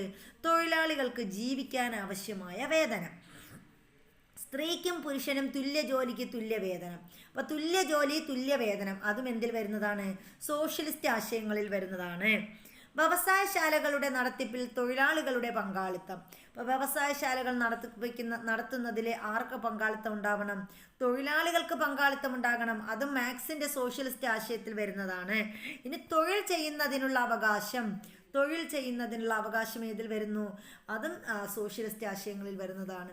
നീതിപൂർവകവും മാനുഷികവുമായ തൊഴിൽ സാഹചര്യങ്ങളും പ്രസവാനുകൂല്യങ്ങളും ഉറപ്പുവരുത്തുക. അപ്പോൾ നമ്മൾ നേരത്തെ പറഞ്ഞതുപോലെ നീതിപൂർവകവും മാനുഷികവുമായ തൊഴിൽ സാഹചര്യങ്ങളും പ്രസവാനുകൂല്യങ്ങളും ഉറപ്പുവരുത്തുക, ഇതും ഏതിൽ വരുന്നതാണ്? സോഷ്യലിസ്റ്റ് ആശയങ്ങളിൽ വരുന്നതാണ്. അപ്പോൾ ഈ സോഷ്യലിസ്റ്റ് ആശയങ്ങൾ നമ്മൾ പറഞ്ഞപ്പോൾ ഇതിൽ നമുക്ക് ശ്രദ്ധിക്കാൻ പറ്റിയത് എന്താണ്? എല്ലാ സ്ഥലത്തും നമ്മൾ ജോലിയെക്കുറിച്ചും തൊഴിലാളികളെക്കുറിച്ചും തൊഴിലാളി പങ്കാളിത്തത്തെക്കുറിച്ചും ഒക്കെയാണ് ഇതിൽ പറയുന്നത് അല്ലേ? അപ്പം നോക്കിയേ, തൊഴിലാളികൾക്ക് ജീവിക്കാൻ ആവശ്യമായ വേതനം, സ്ത്രീക്കും പുരുഷനും തുല്യ ജോലിക്ക് തുല്യ വേതനം, വ്യവസായശാലകളുടെ നടത്തിപ്പിൽ തൊഴിലാളികളുടെ പങ്കാളിത്തം, തൊഴിൽ ചെയ്യുന്നതിനുള്ള അവകാശം, നീതിപൂർവകവും മാനുഷികവുമായ തൊഴിൽ സാഹചര്യങ്ങളും പ്രസവാനുകൂല്യങ്ങളും ഉറപ്പുവരുത്തുക. അപ്പോൾ ഇതൊക്കെ ഇതിൽ വരുന്നതാ? സോഷ്യലിസ്റ്റ് ആശയങ്ങളിൽ വരുന്നതാണ്. ഇനി നമ്മൾ ഏറ്റവും പ്രധാനപ്പെട്ട നിർദ്ദേശക തത്വങ്ങളിൽ ഏറ്റവും പ്രധാനപ്പെട്ട ആശയമാണ് ഗാന്ധിയൻ ആശയം എന്ന് പറയുന്നത്. എന്തൊക്കെയാണ് ഗാന്ധിയൻ ആശയങ്ങളിൽ വരുന്നതെന്ന് നോക്കാം. ഗ്രാമപഞ്ചായത്തുകൾ സംഘടിപ്പിക്കുക. അപ്പോൾ ഗ്രാമത്തെക്കുറിച്ചും ഗ്രാമപഞ്ചായത്തുകളെക്കുറിച്ചും ഒക്കെ സംസാരിക്കുന്നത് ആരാ? ഗാന്ധിജിയാണ്. അപ്പോൾ ഗ്രാമപഞ്ചായത്തുകൾ സംഘടിപ്പിക്കുക. കുടിൽ വ്യവസായങ്ങൾ പരിപോഷിപ്പിക്കുക. അപ്പോൾ ഗ്രാമത്തെയും കുടിലിനെയും ഒക്കെ കുറിച്ച് പറയുന്നത് ആരാണെന്ന് ചിന്തിച്ചാൽ മതി. ഗാന്ധിയൻ ആശയത്തിൽ വരുന്നതാണ് കുടിൽ വ്യവസായങ്ങൾ പരിപോഷിപ്പിക്കുക. കൃഷിയും മൃഗസംരക്ഷണവും. അപ്പോൾ കൃഷി, മൃഗസംരക്ഷണം എന്നിവ പ്രോത്സാഹിപ്പിക്കാൻ ആര് പറയുന്നുണ്ട്? ഗാന്ധിജി പറയുന്നുണ്ട്. ലഹരി പാനീയങ്ങളുടെയും ആരോഗ്യത്തിന് ഹാനികരമായ മരുന്നുകളുടെയും ഉപഭോഗത്തിനുള്ള നിരോധനം. ലഹരി പാനീയങ്ങൾ, ആരോഗ്യത്തിന് ഹാനികരമായ മരുന്നുകൾ, ഇവയൊക്കെ എന്ത് ചെയ്യുക? നിരോധിക്കുക. അതും ഗാന്ധിയൻ ആശയത്തിൽ വരുന്നതാണ്. പട്ടികജാതി പട്ടികവർഗ വിഭാഗങ്ങളുടെയും മറ്റ് ദുർബല വിഭാഗങ്ങളുടെയും ഉന്നമനം. അപ്പോൾ ഇതൊക്കെ ആരുടെ ആശയങ്ങളിൽ വരുന്നതാണ്? ഗാന്ധിയൻ ആശയങ്ങളിൽ വരുന്നതാണ്. അപ്പോൾ ഗാന്ധിജിയുടേത് ഗ്രാമപഞ്ചായത്തുകൾ സംഘടിപ്പിക്കുക, കുടിൽ വ്യവസായം പരിപോഷിപ്പിക്കുക, കൃഷിയും മൃഗസംരക്ഷണവും, ലഹരി പാനീയങ്ങളുടെയും ആരോഗ്യത്തിന് ഹാനികരമായ മരുന്നുകളുടെയും ഉപഭോഗത്തിനുള്ള നിരോധനം, പട്ടികജാതി പട്ടികവർഗ വിഭാഗങ്ങളുടെയും മറ്റ് ദുർബല വിഭാഗങ്ങളുടെയും ഉന്നമനം. അപ്പോൾ ഈ 3 ആശയങ്ങളാണ് ഇതിൽ വരുന്നത്? നമ്മുടെ നിർദ്ദേശക തത്വങ്ങളിൽ ഉൾപ്പെടുന്ന 3 ആശയങ്ങൾ. ഉദാരാശയങ്ങൾ, സോഷ്യലിസ്റ്റ് ആശയങ്ങൾ, ഗാന്ധിയൻ ആശയങ്ങൾ. ഇനി നോക്കിയേ, മൗലിക അവകാശങ്ങളും നിർദ്ദേശക തത്വങ്ങളും തമ്മിലുള്ള വ്യത്യാസങ്ങളെക്കുറിച്ചാണ് നമ്മൾ പറയുന്നത്. ഇന്ത്യൻ ഭരണഘടനയിൽ പ്രതിപാദിക്കുന്ന മൗലിക അവകാശങ്ങളും രാഷ്ട്രനയത്തിൻ്റെ നിർദ്ദേശക തത്വങ്ങളും പരസ്പര പൂരകങ്ങളാണ്. അപ്പം നമ്മൾ പറയുന്ന മൗലിക അവകാശങ്ങളും നിർദ്ദേശക തത്വങ്ങളും പരസ്പര പൂരകങ്ങളാണ് അല്ലേ? അപ്പോൾ രണ്ടും ബന്ധപ്പെട്ട് കിടക്കുകയാണ്. നമ്മുടെ മൗലിക അവകാശങ്ങളും അതുപോലെ നിർദ്ദേശക തത്വങ്ങളും തമ്മിൽ വളരെ വളരെ സാമ്യമുണ്ട്. മൗലിക അവകാശങ്ങൾ ഗവൺമെൻറ്റിൻ്റെ അധികാരങ്ങൾക്ക് പരിധി നിർണ്ണയിക്കുമ്പോൾ നിർദ്ദേശക തത്വങ്ങൾ ചില കാര്യങ്ങൾ ചെയ്യാൻ ഗവൺമെൻറ്റിനെ പ്രേരിപ്പിക്കുന്നു. അപ്പോൾ എന്താ പറഞ്ഞത്? മൗലികാവകാശങ്ങൾ ഗവൺമെൻറ്റിൻ്റെ അധികാരങ്ങൾക്ക് പരിധി നിർണ്ണയിക്കുന്നു. അപ്പോൾ നിർദ്ദേശക തത്വങ്ങൾ ചില കാര്യങ്ങൾ ചെയ്യാൻ ഗവൺമെൻറ്റിനെ പ്രേരിപ്പിക്കുന്നു. മൗലിക അവകാശങ്ങൾ പ്രധാനമായും വ്യക്തികളുടെ അവകാശങ്ങളെയാണ് സംരക്ഷിക്കുന്നത്. അപ്പോൾ മൗലികാവകാശങ്ങൾ എന്ന് പറഞ്ഞാൽ എന്താണ്? വ്യക്തികളുടെ അവകാശങ്ങളെയാണ് മൗലികാവകാശങ്ങൾ സംരക്ഷിക്കുന്നതെങ്കിൽ നിർദ്ദേശക തത്വങ്ങൾ സമൂഹത്തിലെ എല്ലാ ജനവിഭാഗങ്ങളുടെയും ക്ഷേമം ഉറപ്പുവരുത്തുന്നു. അപ്പോൾ മൗലികാവകാശം ചോദിച്ചാൽ അത് വ്യക്തികളുടെ അവകാശം സംരക്ഷിക്കുന്നു. ഇനി നിർദ്ദേശക തത്വങ്ങളാണെങ്കിൽ എങ്ങനെയാണ്? സമൂഹത്തിലെ എല്ലാ ജനവിഭാഗങ്ങളുടെയും ക്ഷേമം ഉറപ്പുവരുത്തുന്നതാണ് എന്ത്? നിർദ്ദേശക തത്വങ്ങൾ. മൗലിക അവകാശങ്ങൾ ലംഘിക്കപ്പെടുമ്പോൾ സുപ്രീം കോടതിയെയോ ഹൈക്കോടതിയെയോ സമീപിക്കാൻ സാധിക്കും. മൗലികാവകാശം ലംഘിക്കപ്പെടുമ്പോൾ എന്ത് ചെയ്യാം? നമുക്ക് സുപ്രീം കോടതിയെയോ ഹൈക്കോടതിയെയോ സമീപിക്കാൻ സാധിക്കും. എന്നാൽ നിർദ്ദേശക തത്വങ്ങൾ ലംഘിക്കപ്പെട്ടാൽ എന്ത് ചെയ്യാൻ പറ്റില്ല? കോടതിയെ സമീപിക്കാൻ സാധിക്കുകയില്ല. മൗലികാവകാശങ്ങളിൽ ഭേദഗതി വരുത്തുന്നതിനായി സങ്കീർണമായ നടപടിക്രമങ്ങൾ ആവശ്യമാണ്. ഇപ്പം നമ്മൾ മൗലികാവകാശങ്ങളിൽ ഭേദഗതി വരുത്തണമെങ്കിൽ എന്ത് ചെയ്യണം? സങ്കീർണമായ നടപടിക്രമങ്ങൾ ആവശ്യമാണ്. നിർദ്ദേശക തത്വങ്ങളുടെ ഭേദഗതി നടപടികൾ താരതമ്യേന ലളിതവും നിയമനിർമ്മാണത്തിലൂടെ നടപ്പാക്കാവുന്നതുമാണ്. അപ്പോൾ നിർദ്ദേശക തത്വങ്ങളുടെ ഭേദഗതി നമുക്ക് എന്ത് ചെയ്യാൻ പറ്റും? ലളിതമാണ്. അത് നിയമനിർമ്മാണത്തിലൂടെ എന്ത് ചെയ്യാം? നടപ്പിലാക്കാവുന്നതാണ്. പക്ഷേ നമ്മൾ പറഞ്ഞ മൗലികാവകാശങ്ങളിൽ ഭേദഗതി വരുത്തുന്നതിനായി സങ്കീർണമായ നടപടിക്രമങ്ങൾ ആവശ്യമാണ്. അതായത് വലിയ പാടാണ് മൗലികാവകാശങ്ങളിൽ ഭേദഗതി വരുത്താൻ, വലിയ പാടായിരിക്കുമെന്നാണ് നമ്മൾ പറഞ്ഞത്. നിർദ്ദേശക തത്വങ്ങളിലാണെങ്കിൽ എന്ത് മതി? നിയമനിർമ്മാണത്തിലൂടെ നമുക്ക് നിർദ്ദേശക തത്വങ്ങളിൽ മാറ്റം വരുത്താൻ പറ്റും. ജനാധിപത്യ പ്രക്രിയയിൽ മൗലികാവകാശങ്ങൾ രാഷ്ട്രീയ ജനാധിപത്യത്തെ പ്രാവർത്തികമാക്കുമ്പോൾ മാർഗനിർദ്ദേശക തത്വങ്ങൾ സാമൂഹിക സാമ്പത്തിക ജനാധിപത്യത്തെയാണ് സാക്ഷാത്കരിക്കുന്നത്. അപ്പം നമ്മൾ ജനാധിപത്യ പ്രക്രിയ എടുക്കുകയാണെങ്കിൽ മൗലികാവകാശം എന്താ ചെയ്യുന്നത്? രാഷ്ട്രീയ ജനാധിപത്യത്തെ പ്രാവർത്തികമാക്കുകയാണ് മൗലികാവകാശം ചെയ്യുന്നത്. എന്നാൽ മാർഗനിർദ്ദേശ തത്വങ്ങൾ എന്ത് ചെയ്യുകയാണ് ചെയ്യുന്നത്? സാമൂഹിക സാമ്പത്തിക ജനാധിപത്യത്തെയാണ് സാക്ഷാത്കരിക്കുന്നത്. അപ്പോൾ ഇതാണ്. ഇനി നിർദ്ദേശക തത്വങ്ങൾ പ്രയോഗത്തിൽ, നിർദ്ദേശക തത്വങ്ങളുടെ ഒരു കോളം തന്നിട്ടുണ്ട്, അതൊന്ന് നോക്കിപ്പോകാം. നോക്കാം. സാമൂഹിക സാമ്പത്തിക നീതി ലക്ഷ്യം വെച്ചുകൊണ്ടുള്ള നിർദ്ദേശങ്ങളാണ് രാഷ്ട്രനയത്തിൻ്റെ നിർദ്ദേശക തത്വങ്ങളായി ഭരണഘടനയിൽ ഉൾക്കൊള്ളിച്ചിരിക്കുന്നത്. അപ്പം നമ്മൾ ഭരണഘടനയിൽ ഉൾക്കൊള്ളിച്ചിരിക്കുന്ന നിർദ്ദേശക തത്വങ്ങളുടെ പ്രത്യേകത എന്താ? സാമൂഹിക സാമ്പത്തിക നീതി ലക്ഷ്യം വെച്ചുകൊണ്ടുള്ള നിർദ്ദേശങ്ങളാണ് രാഷ്ട്രനയത്തിൻ്റെ നിർദ്ദേശക തത്വങ്ങളായി ഭരണഘടനയിൽ ഉൾക്കൊള്ളിച്ചിരിക്കുന്നത്. കാലാകാലങ്ങളിൽ ആവശ്യാനുസൃതം ഈ നിർദ്ദേശങ്ങൾ പലതും നിയമനിർമ്മാണത്തിലൂടെ നടപ്പിലാക്കാറുണ്ട്. അപ്പം നിർദ്ദേശക തത്വങ്ങൾ കാലാകാലം എന്ത് ചെയ്യാറുണ്ട്? നിയമനിർമ്മാണത്തിലൂടെ നടപ്പിലാക്കാറുണ്ട്. ഗ്രാമപഞ്ചായത്തുകൾ സംഘടിപ്പിക്കുക എന്ന ഗാന്ധിയൻ ആശയമാണ് 1993 പഞ്ചായത്തി രാജ് നഗരപാലിക നിയമങ്ങളിലൂടെ നടപ്പിലാക്കിയിട്ടുള്ളത്. അപ്പം നമ്മൾ പറഞ്ഞില്ലേ ഗ്രാമപഞ്ചായത്തുകൾ സംഘടിപ്പിക്കുക എന്നത് ഗാന്ധിയൻ ആശയമാണെന്ന് നമ്മൾ പറഞ്ഞു. അങ്ങനെയാണ് 1993 പഞ്ചായത്തി രാജ് ആക്ട്. പഞ്ചായത്തി രാജ് ആക്ട് നിലവിൽ വരുന്നത് 1993 അപ്പോൾ തന്നെയാണ് എന്നത് നഗരപാലിക നിയമങ്ങളും വന്നിട്ടുള്ളത്. അപ്പോൾ ഈ പഞ്ചായത്തി രാജും നഗരപാലിക നിയമങ്ങളും ഒക്കെ അത് നടപ്പിലാക്കിയത് ഏതാണ്? ഗ്രാമപഞ്ചായത്തുകൾ സംഘടിപ്പിക്കുക എന്ന ഗാന്ധിയൻ ആശയത്തിൻ്റെ ഭാഗമായിട്ടാണ്. ഉദാര ആശയമായ സൗജന്യ വിദ്യാഭ്യാസമാണ് 2009 വിദ്യാഭ്യാസ അവകാശ നിയമത്തിലൂടെ നടപ്പിലാക്കിയിട്ടുള്ളത്. അപ്പോൾ ഉദാര ആശയങ്ങളെക്കുറിച്ച് നമ്മൾ നിർദ്ദേശക തത്വങ്ങളിൽ പറഞ്ഞല്ലേ, അതിനുദാഹരണമാണ് നമ്മുടെ 2009 സൗജന്യ വിദ്യാഭ്യാസ അവകാശം. 2009 വിദ്യാഭ്യാസ അവകാശം ഇത് എന്ത് ചെയ്തു? നിയമത്തിലൂടെ നടപ്പിലാക്കിയിട്ടുള്ളതാണ്. 2009 വിദ്യാഭ്യാസ അവകാശ നിയമം നിർദ്ദേശക തത്വങ്ങൾ അനുസരിച്ച് നടപ്പിലാക്കിയിട്ടുള്ളതാണ്. 1986 പരിസ്ഥിതി സംരക്ഷണ നിയമവും ഉദാര ആശയത്തിൻ്റെ പ്രതിഫലനമാണ്. 1986 ഏത് നിയമം? പരിസ്ഥിതി സംരക്ഷണ നിയമം. ഇത് ഏത് ആശയത്തിൻ്റെ ഭാഗമാണ്? ഉദാര ആശയത്തിൻ്റെ പ്രതിഫലനമാണ്. 1976 തുല്യവേതന നിയമം. 1976 തുല്യവേതന നിയമം കൊണ്ടുവന്നു. അത് സോഷ്യലിസ്റ്റ് ആശയമായ സ്ത്രീക്കും പുരുഷനും തുല്യ ജോലിക്ക് തുല്യവേതനം എന്ന തത്വം പ്രാവർത്തികമാക്കുന്നതിനായി നടപ്പിലാക്കിയതാണ്. അപ്പോൾ ഇതുപോലെയായിരിക്കും നമുക്ക് എക്സാമിനൊക്കെ ചോദിക്കുന്നത്. 2009 വിദ്യാഭ്യാസ അവകാശ നിയമം എന്തുമായി ബന്ധപ്പെട്ടിരിക്കുന്നു, നടപ്പിലാക്കിയത് ഏത് അവകാശവുമായി ബന്ധപ്പെട്ടിരിക്കുന്നു, താഴെ എന്നിട്ട് ഇത് പറയും. ഉദാരാശയം, സോഷ്യലിസ്റ്റ് ആശയം, ഗാന്ധിയൻ ആശയം, അങ്ങനെ തരാം. 1976 തുല്യവേതന നിയമം ഏതാശയവുമായി ബന്ധപ്പെട്ടിരിക്കുന്നു? സോഷ്യലിസ്റ്റ് ആശയവുമായി ബന്ധപ്പെട്ടിരിക്കുന്നു. അതുപോലെ തുല്യ ജോലിക്ക് തുല്യ വേതനം എന്ന തത്വം പ്രാവർത്തികമാക്കുന്നതും ഏതാണ്? സോഷ്യലിസ്റ്റ് ആശയത്തിലൂടെയാണ്. പിന്നെ നമ്മൾ പറഞ്ഞ പഞ്ചായത്ത് രാജ് നഗരപാലിക നിയമങ്ങളിലൂടെ നടപ്പിലാക്കിയിട്ടുള്ളത് അത് ഗാന്ധിയൻ ആശയമാണ്. അപ്പോൾ ഇതൊക്കെ ഇങ്ങനെ എടുത്ത് നമ്മളോട് ചോദിക്കാം.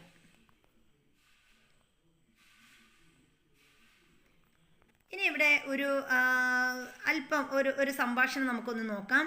സൗജന്യ നിയമസഹായം എന്ന നിർദ്ദേശക തത്വം നടപ്പിൽ വരുത്താതിരുന്നാൽ അതിനെതിരെ നേരിട്ട് സുപ്രീം കോടതിയെ സമീപിക്കാൻ സാധിക്കുമോ?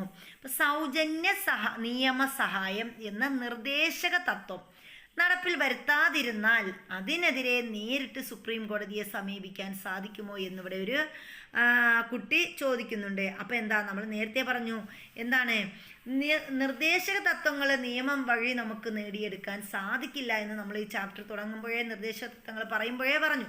അപ്പോൾ ഇവിടെ പറയുന്നുണ്ട്, ഒരു അഡ്വക്കേറ്റ് പറയുന്നുണ്ട്, ഇല്ല, സൗജന്യ വിദ്യാഭ്യാസം പോലുള്ള മൗലിക അവകാശങ്ങൾ ലംഘിക്കപ്പെടുമ്പോഴാണ് നമുക്ക് നേരിട്ട് സുപ്രീം കോടതിയെ സമീപിക്കാൻ സാധിക്കുക എന്ന് പറയുന്നുണ്ട്.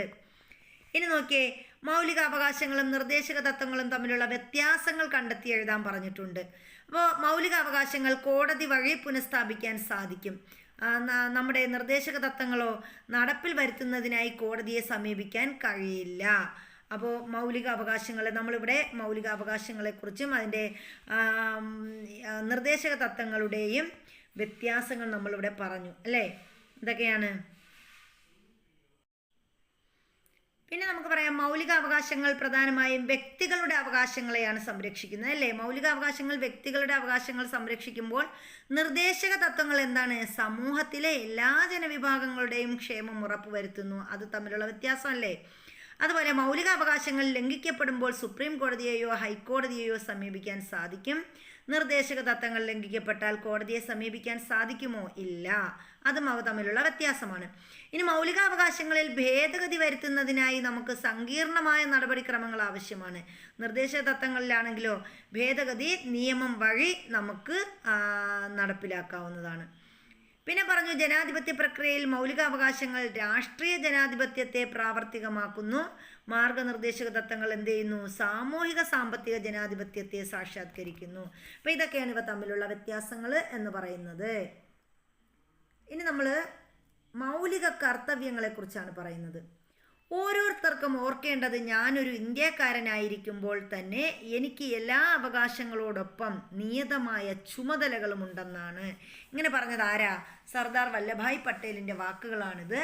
ഓരോരുത്തരും ഓർക്കേണ്ടത്, ഞാനൊരു ഇന്ത്യക്കാരനായിരിക്കുമ്പോൾ തന്നെ എനിക്ക് എല്ലാ അവകാശങ്ങളോടൊപ്പം നിയതമായ ചുമതലകളുമുണ്ടെന്നാണ്. ഇങ്ങനെ തന്നെ കൊട്ടേഷൻ തന്നിട്ട് ചോദിക്കും, ഇതാര് പറഞ്ഞ വാക്കുകളാണ്? അപ്പോൾ സർദാർ വല്ലഭായ് പട്ടേൽ. ഇന്ത്യയുടെ പ്രഥമ ഉപപ്രധാനമന്ത്രിയും ആഭ്യന്തരമന്ത്രിയുമായ സർദാർ വല്ലഭായ് പട്ടേലിൻ്റെ വാക്കുകളാണ് നമ്മളിവിടെ കേട്ടത്. അപ്പോൾ ഇന്ത്യയുടെ ആദ്യത്തെ 2 ക്വസ്റ്റ്യൻ നമുക്ക് അവിടെ വന്നു. ഇന്ത്യയുടെ ആദ്യ ഉപപ്രധാനമന്ത്രി ആരായിരുന്നു? സർദാർ വല്ലഭായ് പട്ടേൽ. ആഭ്യന്തരമന്ത്രി, ഇന്ത്യയുടെ ആദ്യത്തെ ആഭ്യന്തരമന്ത്രിയാണ് സർദാർ വല്ലഭായ് പട്ടേൽ. അപ്പോൾ സർദാർ വല്ലഭായ് പട്ടേൽ പറഞ്ഞ വാക്കുകളാണ് നമ്മളിവിടെ കണ്ടത്. ഇന്ത്യൻ പൗരന്മാർക്ക് അവകാശങ്ങളോടൊപ്പം നിയതമായ ചുമതലകളും ഉണ്ടാകണമെന്നാണ് അദ്ദേഹം സൂചിപ്പിച്ചത്.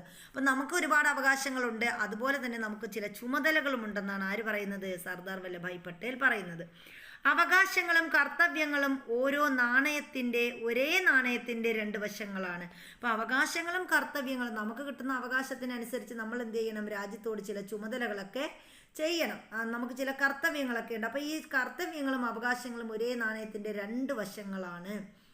പൗരർ പാലിക്കേണ്ടതായ ചില കടമകൾ നമ്മുടെ ഭരണഘടനയിൽ ഉൾക്കൊള്ളിച്ചിട്ടുണ്ട്. അപ്പോൾ പൗരർ പാലിക്കേണ്ട ചില കടമകൾ നമ്മുടെ ഭരണഘടനയിൽ ഉൾക്കൊള്ളിച്ചിട്ടുണ്ട്.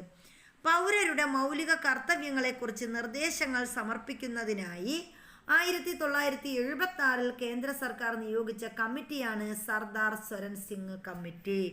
അപ്പോൾ എന്താ സർദാർ സ്വരൺ സിംഗ് കമ്മിറ്റി എന്ന് പറഞ്ഞാൽ എന്താണ് ഉദ്ദേശിക്കുന്നത്?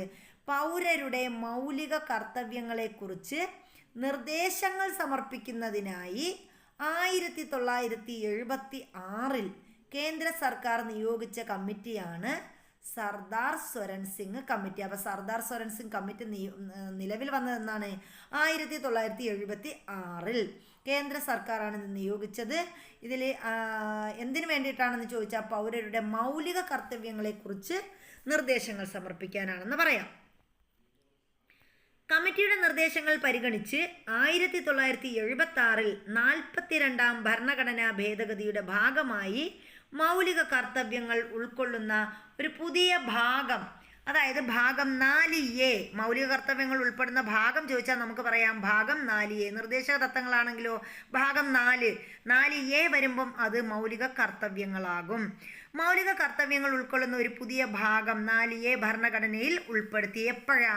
1976 42ാം ഭരണഘടനാ ഭേദഗതിയുടെ ഭാഗമായിട്ടാണ് മൗലിക കർത്തവ്യങ്ങൾ ഭരണഘടനയിൽ ഉൾപ്പെടുത്തിയത്. അതിൻ്റെ ഭാഗം 4A ആണ്. ഇത് പ്രകാരം 51A എന്ന അനുച്ഛേദമായിട്ടാണ് മൗലിക കർത്തവ്യങ്ങൾ ഭരണഘടനയുടെ ഭാഗമായി തീർന്നത്. അപ്പോൾ ഭാഗം 4A 51A പ്രകാരമാണ് എന്ന അനുച്ഛേദ പ്രകാരമാണ്, 51A എന്ന ആർട്ടിക്കിൾ പ്രകാരമാണ് മൗലിക കർത്തവ്യങ്ങൾ എന്ത് ചെയ്തത്? ഭരണഘടനയുടെ ഭാഗമായി തീർന്നത്. പൗരർ എന്ന നിലയിൽ ഭരണഘടനയെ അനുസരിക്കുക, രാജ്യത്തെ കാത്തു സൂക്ഷിക്കുക, രാജ്യം ആവശ്യപ്പെടുമ്പോൾ ദേശീയ സേവനം അനുഷ്ഠിക്കുക, പരിസ്ഥിതി സംരക്ഷിക്കുക തുടങ്ങിയവ മൗലിക കർത്തവ്യങ്ങൾ ഉൾപ്പെടുന്ന ആശയങ്ങളാണ്. അപ്പോൾ മൗലിക കർത്തവ്യങ്ങളിൽ ഉൾപ്പെടുന്നത് എന്തൊക്കെയാണ്? പൗരർ എന്ന നിലയിൽ ഭരണഘടനയെ അനുസരിക്കുക. അപ്പം നമ്മൾ ഈ രാജ്യത്തെ പൗരന്മാരാണ്. അപ്പം നമ്മൾ എന്ത് ചെയ്യണം? ഭരണഘടനയെ അനുസരിക്കുക. രാജ്യത്തെ കാത്തു സൂക്ഷിക്കുക. അപ്പം നമ്മുടെ രാജ്യത്തെ നമ്മൾ എന്ത് ചെയ്യണം? കാത്തു സൂക്ഷിക്കുക. രാജ്യം ആവശ്യപ്പെടുമ്പോൾ ദേശീയ സേവനം അനുഷ്ഠിക്കുക. രാജ്യം ആവശ്യപ്പെടുമ്പോൾ എന്ത് ചെയ്യണം? ദേശീയ സേവനം അനുഷ്ഠിക്കുക. പരിസ്ഥിതി സംരക്ഷിക്കുക തുടങ്ങിയവ മൗലിക കർത്തവ്യങ്ങളിൽ ഉൾപ്പെടുന്ന ആശയങ്ങളാണ്. എല്ലാ പൗരരും രാഷ്ട്രത്തോടും സമൂഹത്തോടും പാലിച്ചിരിക്കേണ്ട കർത്തവ്യങ്ങൾ എന്തെന്ന് ബോധ്യപ്പെടുത്തുന്നതാണിവ. അപ്പം നമ്മൾ രാഷ്ട്രത്തോടും പൗരന്മാരോടും സമൂഹത്തോടും, അതായത് നമ്മൾ രാഷ്ട്രത്തോടും എന്താണ് സമൂഹത്തോടും പാലിച്ചിരിക്കേണ്ട കർത്തവ്യങ്ങളാണ് ഈ ഓരോ പൗരന്മാരെയും ഇത് ബോധ്യപ്പെടുത്തുന്നത്. 11 ചുമതലകളാണ് മൗലിക കർത്തവ്യങ്ങളായി ഭരണഘടനയിൽ ഉൾച്ചേർത്തിരിക്കുന്നത്. അപ്പം മൗലിക കർത്തവ്യങ്ങൾ എത്ര എണ്ണമുണ്ട്? 11 എണ്ണമുണ്ട്. ഇവയിൽ ചിലത് ധാർമ്മികമായതും മറ്റു ചിലത് പൗരധർമ്മപരവുമായതാണ്. അപ്പോൾ ചിലത് ധാർമ്മികമായ മൗലിക കർത്തവ്യങ്ങളാണ്, മറ്റു ചിലത് പൗരധർമ്മപരമായ മൗലിക കർത്തവ്യങ്ങളാണ്. പൗരർ മൗലികാവകാശങ്ങൾ അനുഭവിക്കുമ്പോൾ മൗലിക കർത്തവ്യങ്ങളെക്കുറിച്ച് കൂടി ബോധമുള്ളവരാകണമെന്നതാണ് ഇതിൻ്റെ അടിസ്ഥാന തത്വം. അപ്പം നമ്മൾ മൗലികാവകാശങ്ങളെ എന്ത് ചെയ്യുന്നുണ്ട്? നമ്മൾ അത് ആ അവകാശങ്ങൾ അനുഭവിക്കുന്നുണ്ട്. അപ്പോൾ അതേപോലെ നമ്മൾ രാജ്യത്തിന് വേണ്ടിയിട്ട് മൗലിക കർത്തവ്യങ്ങൾ കൂടി ചെയ്യണമെന്നാണ് ഇവിടെ പറയുന്നത്. അപ്പോൾ ആ ടീച്ചറും കുട്ടിയും തമ്മിലുള്ള സംഭാഷണമാണ്. ഇന്ത്യൻ പൗരർ ചില കടമകൾ നിർവഹിക്കേണ്ടതുണ്ടെന്ന് ഭരണഘടന അനുശാസിക്കുന്നത് എന്തുകൊണ്ടാണ്? അപ്പോൾ ടീച്ചർ പറഞ്ഞു, രാഷ്ട്രത്തിൻ്റെ ഐക്യവും അഖണ്ഡതയും സംരക്ഷിക്കുന്നതിനായാണ് പൗരർ ചില കടമകൾ അനുഷ്ഠിക്കേണ്ടതുണ്ടെന്ന് ഭരണഘടന പറയുന്നത്. അപ്പോൾ വെറുതെ അല്ല, രാഷ്ട്രത്തിൻ്റെ ഐക്യവും അഖണ്ഡതയും നിലനിർത്തുന്നതിനും സംരക്ഷിക്കുന്നതിനും വേണ്ടിയിട്ടാണ് നമ്മൾ എന്ത് ചെയ്യേണ്ടത്? മൗലിക കർത്തവ്യങ്ങൾ അനുഷ്ഠിക്കേണ്ടത് എന്നാണ് ഭരണഘടന അനുശാസിക്കുന്നത്. ഇന്ത്യൻ ഭരണഘടനയിലെ മൗലിക കർത്തവ്യങ്ങളിൽ ചിലതാണ് താഴെ കൊടുത്തിരിക്കുന്നത്. അത് ഏതെല്ലാം എന്ന് നമുക്കൊന്ന് നോക്കാം. എന്തൊക്കെയാണ്? ഭരണഘടനയെ അനുസരിക്കുകയും അതിൻ്റെ ആദർശങ്ങളെയും സ്ഥാപനങ്ങളെയും ദേശീയ പതാകയെയും ദേശീയ ഗാനത്തെയും ആദരിക്കുകയും ചെയ്യുക. സ്വാതന്ത്ര്യത്തിന് വേണ്ടിയുള്ള നമ്മുടെ ദേശീയ സമരത്തിന് പ്രചോദനം നൽകിയ മഹനീയ ആദർശങ്ങളെ പരിപോഷിപ്പിക്കുകയും പിന്തുടരുകയും ചെയ്യുക. പിന്നെയുമുണ്ട് എന്തൊക്കെയാണ്?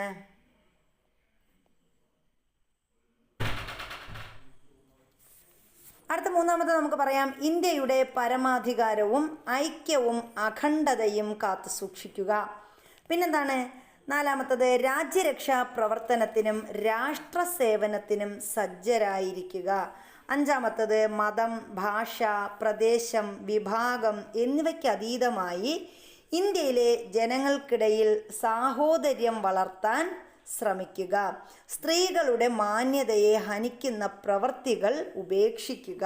അപ്പോൾ ഇതൊക്കെ നമ്മുടെ മൗലിക കർത്തവ്യങ്ങളാണ്. ഇനി അടുത്തത് എന്താണ്? ഇന്ത്യയുടെ മഹത്തായ സാംസ്കാരിക പൈതൃകത്തെ ബഹുമാനിക്കുക. അടുത്ത് പരിസ്ഥിതി സംരക്ഷിക്കുകയും മെച്ചപ്പെടുത്തുകയും ചെയ്യുക. ജീവികളോട് അനുകമ്പ പുലർത്തുക. അടുത്തെന്താണ്? ശാസ്ത്രീയ വീക്ഷണവും മാനവികതയും അന്വേഷണാത്മകതയും വികസിപ്പിക്കുക. പൊതുസമ്പത്ത് സംരക്ഷിക്കുക, അക്രമം ഉപേക്ഷിക്കുക. അപ്പോൾ ഇത് നമ്മുടെ 9ാമത്തത് പൊതു സ്വത്ത് സംരക്ഷിക്കുക, അക്രമം ഉപേക്ഷിക്കുക. 10 എന്താണ്? എല്ലാ മണ്ഡലങ്ങളിലും മികവ് കാട്ടി നമ്മുടെ ഔന്നത്യത്തിൻ്റെ പാതയിൽ മുന്നേറാൻ സഹകരിക്കുക. അപ്പോൾ എല്ലാ മണ്ഡലങ്ങളിലും മികവ് കാട്ടി എന്ത് ചെയ്യണം? ഔന്നത്യത്തിൻ്റെ പാതയിൽ മുന്നേറാൻ സഹായിക്കുക. അടുത്ത നമ്മൾ ലാസ്റ്റ് പറയുന്ന 11ാമത്തെ മൗലിക കർത്തവ്യം എന്താ? ഓരോ രക്ഷിതാവും 6 വയസ്സിനും 14 വയസ്സിനും ഇടയിലുള്ള തങ്ങളുടെ കുട്ടികൾക്ക് വിദ്യാഭ്യാസത്തിനുള്ള സാഹചര്യം ഒരുക്കണം. അപ്പോൾ ഇത്രയുമാണ് നമ്മുടെ മൗലിക കർത്തവ്യങ്ങളിൽ ഉൾപ്പെടുന്നത്. അപ്പോൾ വളരെ വളരെ ഇമ്പോർട്ടൻ്റ് ആണിത്. നമ്മുടെ ഭരണഘടന വ്യക്തികളുടെ അന്തസ്സുറ്റ ജീവിതത്തിന് അത്യന്താപേക്ഷിതമായ അവകാശങ്ങൾ മൗലിക അവകാശങ്ങളായി ഉറപ്പു നൽകുന്നു. ഒപ്പം സമൂഹക്ഷേമത്തിനായുള്ള രാഷ്ട്ര നയത്തിൻ്റെ നിർദ്ദേശക തത്വങ്ങൾ മുന്നോട്ട് വയ്ക്കുകയും ചെയ്യുന്നു. രാഷ്ട്രത്തിൻ്റെ അഖണ്ഡതയ്ക്കും നിലനിൽപ്പിനും ഉതകുന്ന മൗലിക കർത്തവ്യങ്ങളും ഭരണഘടനയിൽ പരാമർശിച്ചിട്ടുണ്ട്. ഈ വിധത്തിൽ ഭരണഘടന അവകാശങ്ങളുടെയും കർത്തവ്യങ്ങളുടെയും ഒരു സംഹിതയായി പ്രവർത്തിക്കുന്നു. അപ്പോൾ ഇത്രയുമാണ് നമ്മുടെ ഈ ഒരു ചാപ്റ്ററിൽ നമുക്ക് പഠിക്കാനുള്ളത്. ഇനി അതിൽ ഒരു 2-3 തുടർ പ്രവർത്തനങ്ങൾ കുട്ടികൾക്കുള്ളതാണ്. മൗലിക അവകാശങ്ങളുടെ സംരക്ഷണത്തിൽ കോടതികളുടെ പങ്ക് എന്ന വിഷയത്തിൽ നിയമവിദഗ്ധരുമായ അഭിമുഖം സംഘടിപ്പിക്കാൻ പറഞ്ഞിട്ടുണ്ട്. മൗലിക അവകാശങ്ങൾ പൂർണ്ണാർത്ഥത്തിൽ അനുഭവിക്കാൻ മൗലിക കർത്തവ്യങ്ങൾ ശരിയായി നിർവഹിക്കേണ്ടതുണ്ട്. അപ്പോൾ അതിലൊരു ചർച്ച പറഞ്ഞിട്ടുണ്ട്. മൗലികാവകാശങ്ങൾ, നിർദ്ദേശക തത്വങ്ങൾ, മൗലിക കർത്തവ്യങ്ങൾ എന്നിവയെക്കുറിച്ചുള്ള പത്രവാർത്ത ശേഖരിച്ച ഡിജിറ്റൽ ആൽബം തയ്യാറാക്കാനും പറഞ്ഞിട്ടുണ്ട്. അപ്പോൾ ഇതാണ് നമ്മുടെ ഈ ഒരു 5ാമത്തെ ചാപ്റ്റർ എന്ന് പറയുന്നത്. നമ്മുടെ ക്ലാസ്സുകൾ ഇഷ്ടപ്പെട്ടിട്ടുണ്ടെങ്കിൽ ലൈക്ക് ചെയ്യാൻ മറക്കരുത്. അതുപോലെ നിങ്ങൾക്ക് വേണ്ടപ്പെട്ടവരിലേക്ക് ഇതൊന്ന് ഷെയർ ചെയ്ത് കൂടി കൊടുക്കുക. അപ്പോൾ എല്ലാവർക്കും വിജയാശംസകൾ. എല്ലാവർക്കും നിങ്ങൾ ആഗ്രഹിക്കുന്ന രീതിയിലുള്ള നല്ല നല്ല ജോലികൾ എത്രയും വേഗം കിട്ടട്ടെ എന്ന് ആത്മാർത്ഥമായി പ്രാർത്ഥിച്ചുകൊണ്ട് ഇന്നത്തെ ക്ലാസ് ഇവിടെ വൈൻഡപ്പ് ചെയ്യുന്നു. Thank you.